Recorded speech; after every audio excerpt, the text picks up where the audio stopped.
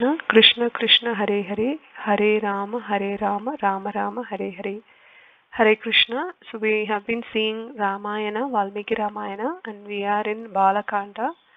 We already covered Bala Kanda in the last couple of days, and we are going to finish Bala Kanda today, and then we can start Ayodhya Kanda. I mean, we will because we don't have enough time, so we will start Ayodhya Kanda and finish Ayodhya Kanda tomorrow itself.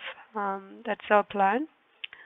So, where did we stop in the last class? Is about the divine wedding, right? So far, what happened is how Dasharatha Maharaj gave approval for the divine wedding for Lord Ramachandra and Mother Sita, and therefore he arrived from Ayodhya to Janaka Maharaj's kingdom Mithila.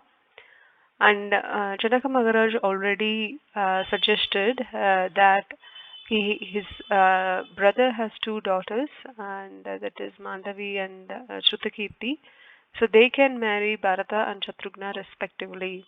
And likewise, Sita's sister Umila can marry Lakshmana. So this was his proposal, and Dasharatha Maharaj became very happy that yes, in one wedding, um, ceremony we can arrange the four couples for the wedding.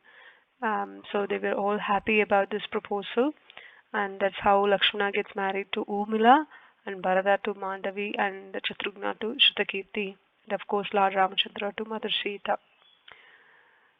So that was really a beautiful wedding in auspicious star constellation and everything, as we know, obviously. And in South India, we also see Tirukalyanam that happens now and then in temples, Narayana temple. So whenever you get the fortune of witnessing that such Tirukalyanam, which is wedding, the divine wedding that happens at a local Narayana temple, please do go visit, and that brings all auspiciousness to our heart. Now, after the ceremony, the wedding ceremony, the crew departs from Janaka Maharaj's palace, that is Mithila, and they decides to go back to Ayodhya. So on the way, they're all happy. They're going like four couples, Dasharatha Maharaj and the chief minister and everybody, the mothers, everybody is leaving Mithila, and then they are on their way to Ayodhya. Um, so during this time, during this journey, Lord Parasuram decides to come visit Lord Ramachandra. So there is the Leelas, if you you know observe the Leelas or study the Leelas, we can see that so many purposes why Lord appears and performs so and so Leelas, right? So Parasuram appeared for whatever reasons he did, and of course he killed Kshatriyas, that ill hearted Kshatriyas. Not every Kshatriya he killed, only the evil hearted Kshatriyas 21 times. He did that, and even though he was a born Brahmana, but he ended up being a Kshatriya, and he has to show his anger because his father Jamadagni was killed by the Kshatriya Kartavirya Arjuna. Therefore, he wanted to take revenge, and at the same time, he wanted to annihilate all those kings who are following Adharma. Therefore, he did that, killing 21 times, so 21 generations of Kshatriya. And then he decides to wind up his pastime, so he wanted to leave. And therefore he wanted to take darshan of Lord Ram. Even though Parashuram is also an incarnation of Vishnu, but still he is not so much so equal to Lord Rama directly, or fully. Therefore, he still feels that he is servant of the Lord, so he wanted to take darshan of Lord Ram. But there is a Leela that he wanted to perform also. It's not like everything is straightforward in Krishna Leela we see, or Ramachandra's Leela. There will be a story like structure, and then you will see the the story is happening, and then only there will be a lesson learned, moral learned, or some purposes that were fulfilled. So in this case, Lord Parashuram wanted to challenge Lord Ramachandra, even though we know that his main internal purpose is to take darshan of Lord Ram and to say goodbye before he wind up the pastime of being a Parashuram. But still, for the external pastime, he just challenges Lord Ramchandra.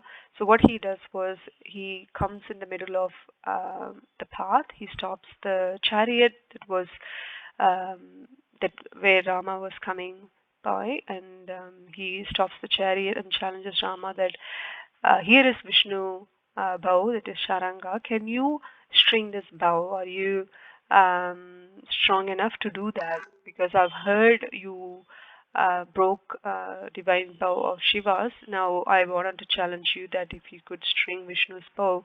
And then Ramachandra effortlessly smiles and strings the bow. He comes down from the chariot and he gives the darshan to Parashuram. That's what he wanted. The Parshuram wanted. And then when he lifted the bow, Vishnu's bow, he strings it effortlessly and with all those smile, divine smile. And then immediately Parashuram realizes this is none other than Vishnu. Of course, he knew already, but again, for the Leela, external Leela purposes, he sees Rama as Vishnu, and then he fully surrenders and renounces his Kshatriya role and says that now I'm winding up the pastime. He didn't say again explicitly, but from that we understand. So there is a transition of or completion of Parashuram's era, and then now moving on completely and fully to Rama. It's not that dual role it's being performed by Krishna. It's not. Nothing is too much for Krishna. Of course, he can play the millions of roles at the same time. How he did 16,108 queens, that he was simultaneously satisfying each and every one without having to compromise on anything else or anyone else. So that is how Krishna's that's one of Krishna's opulences, right?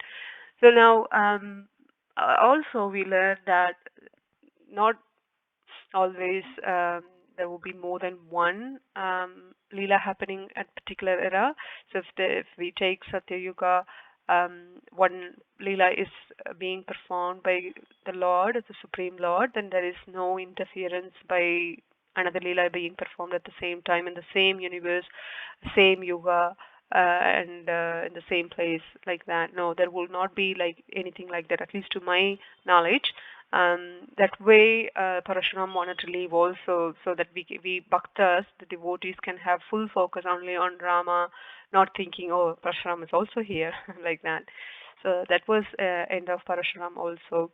Now, Kaikeyi's brother in Kaikeya, so because she comes from Kaikeya kingdom, right? And then one day, what happens once Rama here, after finishing the pastime of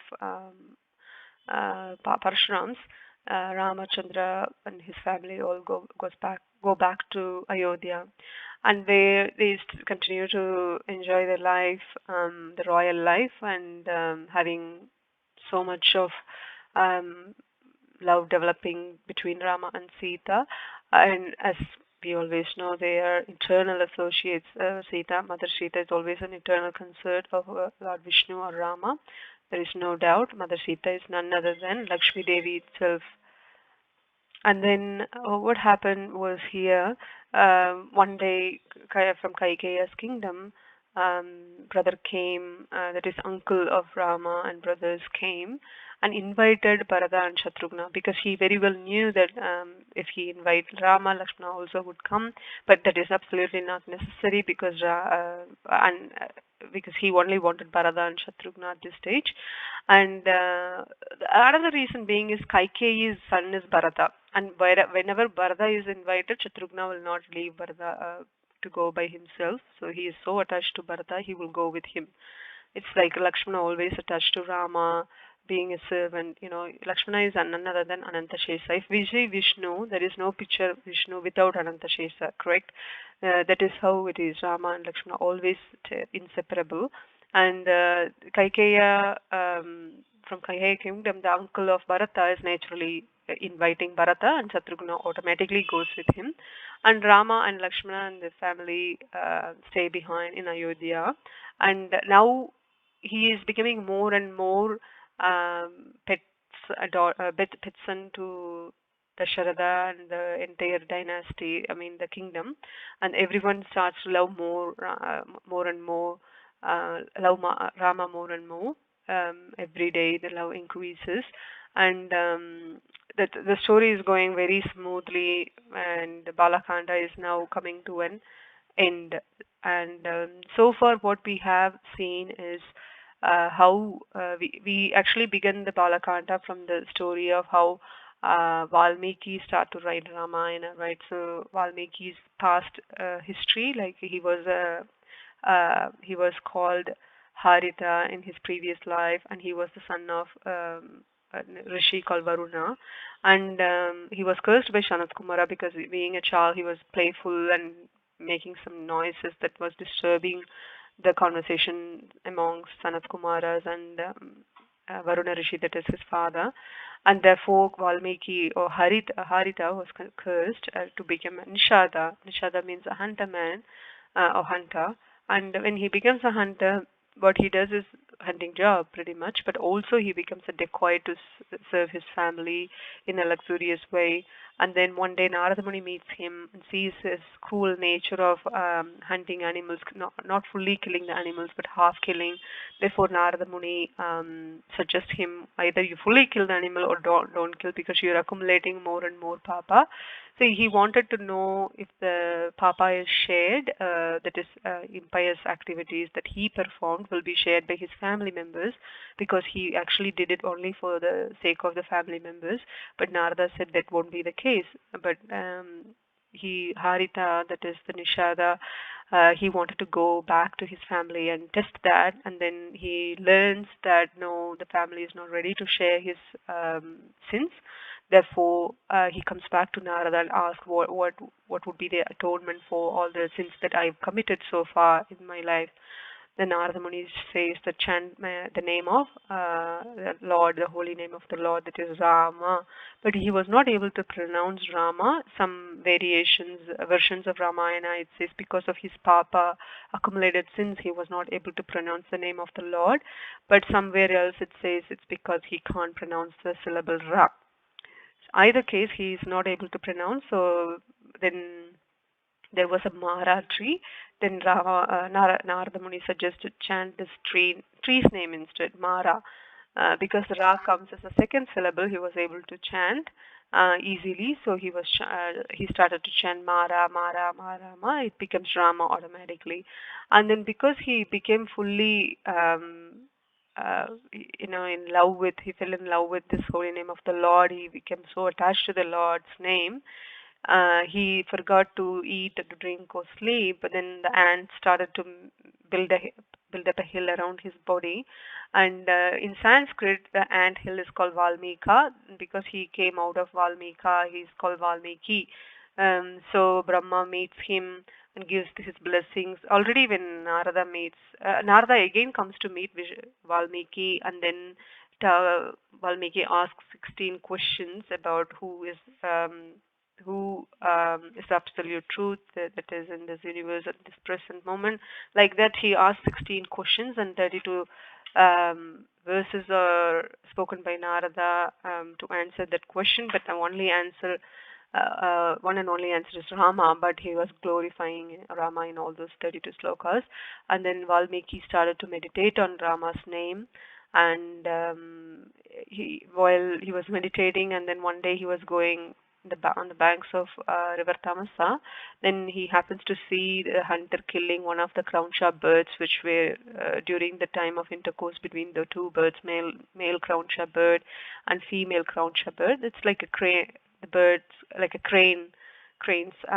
So when he saw that, Valmiki became so furious, and he cursed the hunter by reciting a new sloka, the first sloka of Ramayana. It's not first sloka that is kept like that. It's in Sarga 2, 15 sloka, but it is the first sloka he actually recited. That was due to his lamentation about seeing that scene of female bird weeping towards the lost husband, that is male bird. Then he was so much lamenting, and he went back home repenting on what happened, why he cursed, why he became so angry. It shouldn't be the uh, case like for sages, right? They should be able to control their senses, emotions, and he was not able to do that. So he was pretty much repenting. And Brahma appeared and said, "No, it's all good. That shloka is from your shloka. The shloka came. That shloka will be your starting point of Ramayana. Now you write Ramayana." Um, and also Valmiki also desired to have a Ramayana composed by somebody. If it doesn't exist, if it's not that he wanted to compose by himself, but he wanted to have Ramayana, something that should exist to talk about Ramayana like that, he thought, and desire was fulfilled immediately by the Lord through Brahma. That's how he started writing Ramayana. And then we also see the stories that were narrated by Vishwamitra when he takes Rama and Lakshmana on training. Of course, the Dasharatha Maharaj was devastated, feeling the separation of being away from Lord Rama, but because Vasishtha Muni kind of pacifies Dasharatha Maharaj, that no, this is all for good, for your son only, so therefore you do not have to lament. Then Dasharatha Maharaj agrees, and also Vasishtha Muni says he is the Supreme Lord, he can manage anything, so do not worry.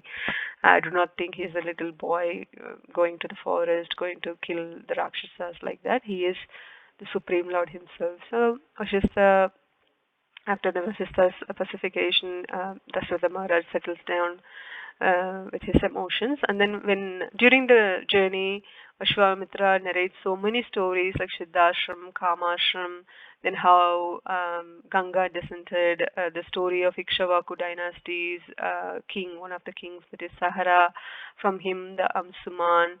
Asamanja was another son who was useless, so he was banished to the forest. So the another son is Amsuman, from him Dilepan, and then Bhagirathan. So Bhagirathan is the one who did tapasya towards Brahma first, and then advised to do towards Shiva, so that he can control the force of Ganga coming down from the Surgaloka.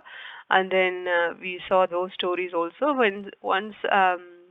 For the Dhanur Yagya, Vishwamitra decides to go to Mithila, and Rama and Lakshmana also wanted to accompany him, so they go with him. And that's where Janaka Maharaj narrates so many stories about their past ancestors, past story of his ancestors like Nimi, and from Nimi, Devarata came, Janaka, all kings coming from Nimi's kingdom, the generations, they are called Janaka. So it's not the name, it's a position actually. So that also we learned. And Janaka also narrates how Sita's divine birth, like how Sita appeared, where Sita appeared, actually how we don't know, right? We know from internal perspective, Shastras, everything will not be said explicitly, but the Acharyas will tell when they narrate stories or narrate the pastimes of the Lord, they do mention it, but then sometimes we see from the slokas it's not explicitly given, right? So Sita's appearance was narrated by Chanaka Maharaj, and also why her name is called Vaidehi, Maithili, or Sita, like that. And then we also saw how Ramachandra heroically breaks the divine bow of Lord Shiva's, and then marries Mother Sita, and how his brothers also get married to the sisters of Sita. And then we saw Parashuram's meeting and winding up pastime, and after taking darshan of Lord Ramachandra and handing over Vishnu's bow. And then now they all return to Ayodhya and living happily. So that's concluding Bala Kanda. So tomorrow we will see Ayodhya Kanda, because we do not have enough time. So from now onwards, we'll try to cover one Kanda per day, so that way we can finish every Kandas by end of next week. Okay, thank you very much. Hare Krishna, Krishna Krishna, Hare Hare, Hare Ram, Ram Ram, Hare Hare.